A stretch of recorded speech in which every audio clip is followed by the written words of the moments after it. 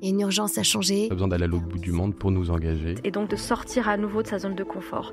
Il me semblait qu'il y avait quelque chose d'injuste. C'est un métier qui demande du temps. De l'empathie, c'est dur. C'est dur, mais c'est tellement gratifiant de faire des... À la fois c'est génial et à la fois ça nous terrifie. S'engager, c'est prendre ses responsabilités. Et puis il y avait l'idée aussi de montrer un exemple.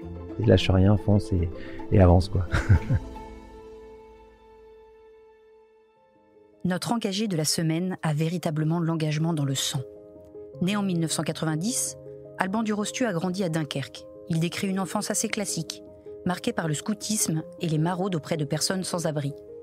Après le bac, il intègre Sciences Po Paris, où il crée une association nommée Paris Solidaire, une plateforme d'engagement qui propose aux étudiants de s'investir dans des associations de quartier. En troisième année, quand ses camarades partent à l'étranger en stage ou en université, lui choisit de passer 1 an au Cambodge en volontariat international avec les missions étrangères de Paris. À Sciences Po s'ajoute l'ESSEC, puis commence le parcours classique des consultants issus des grandes écoles de commerce, Mazars, Sanofi, McKinsey, toujours en s'investissant auprès des personnes de la rue. Mais sa rencontre avec Pierre-Édouard Stérin, le cofondateur de Smartbox qui a décidé de donner sa fortune à un fonds de dotation, bouleverse sa vie. Voici Alban Durostu embauché comme directeur général du Fonds du bien commun. Cette structure finance des associations reconnues d'intérêt général, investit dans des entreprises et joue le rôle d'incubateur pour des entreprises sociales ou des associations.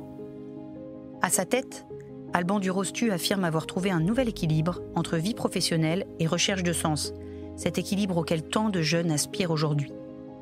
Marié, père d'un jeune enfant, maître de conférences en stratégie à Sciences Po, le trentenaire écrit par ailleurs 2 livres, un essai sur les entrepreneurs qui agissent pour le bien commun et un roman tiré de son expérience au contact avec le monde de la rue.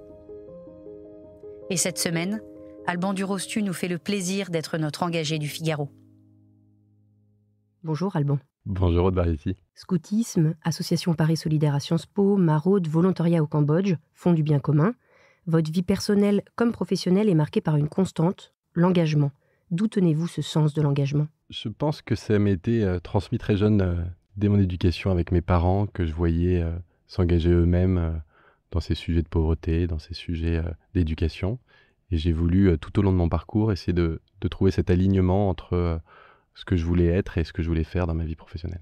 Parmi tous ces engagements que je viens de citer, est-ce qu'il y en a un qui vous a en particulier marqué ? J'étais très marqué en arrivant à Sciences Po par mes premières maraudes où...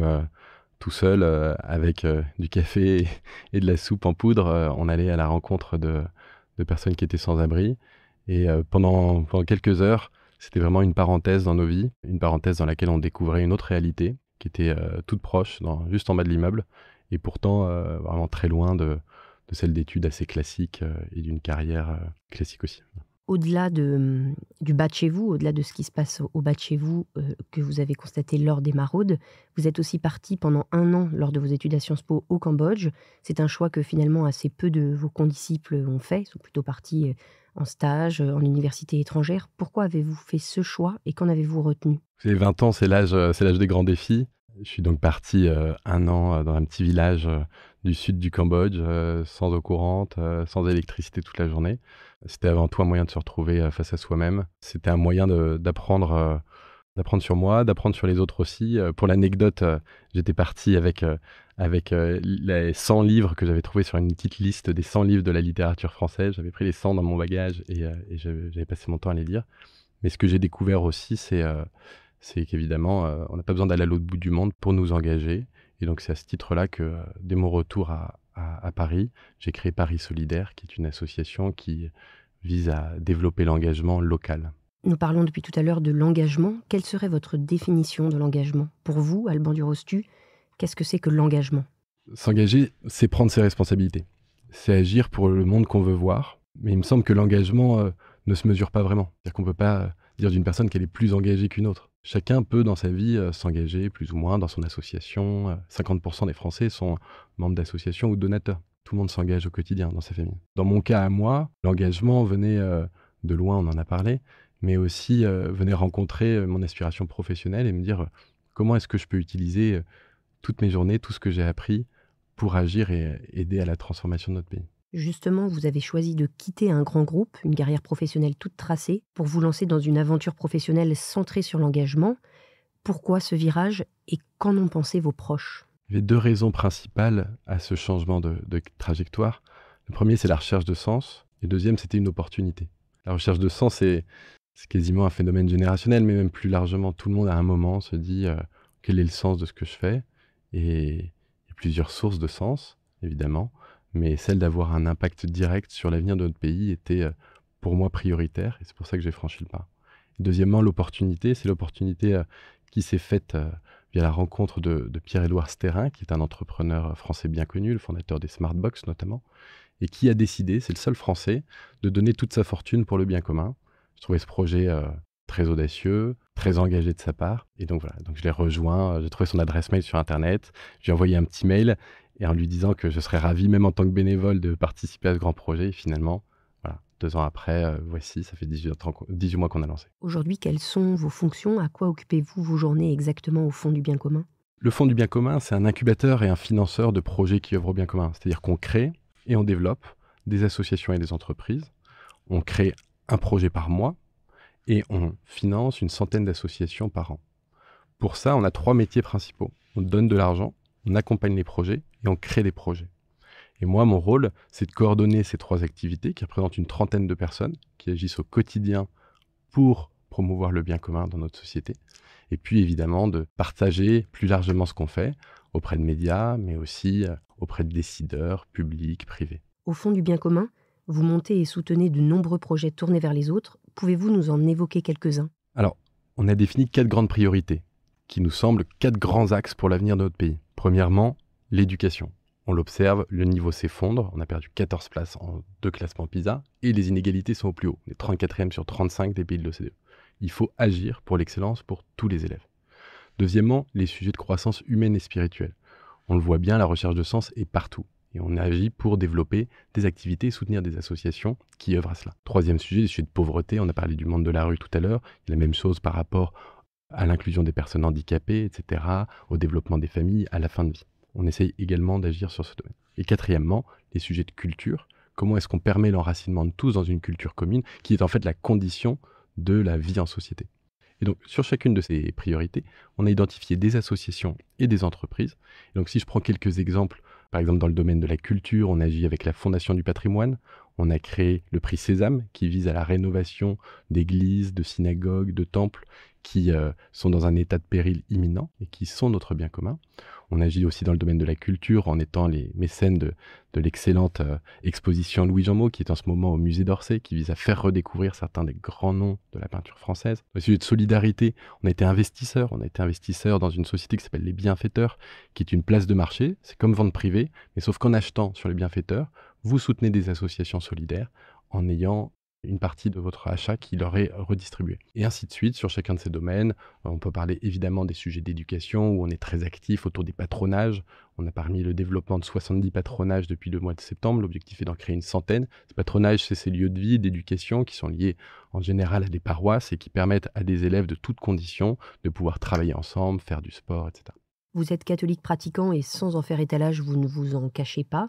Comment votre foi irrigue-t-elle vos actions au quotidien? Alors, je pense qu'on n'a pas besoin d'être chrétien pour pouvoir agir et s'engager, mais lorsqu'on est chrétien, ça devient presque une nécessité. C'est-à-dire que en tant que citoyen, en tant que Français, mais aussi en tant que chrétien, en tant que père de famille, j'observe l'état de notre société et j'ai envie d'agir.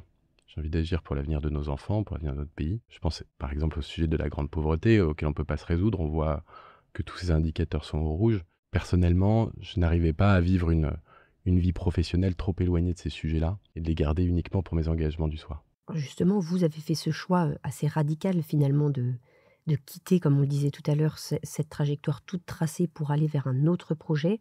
Que conseilleriez-vous à des jeunes ou à des moins jeunes qui ont envie de plus de sens dans leur vie de travail, mais qui hésitent à franchir le pas? Il y a plusieurs sources de sens.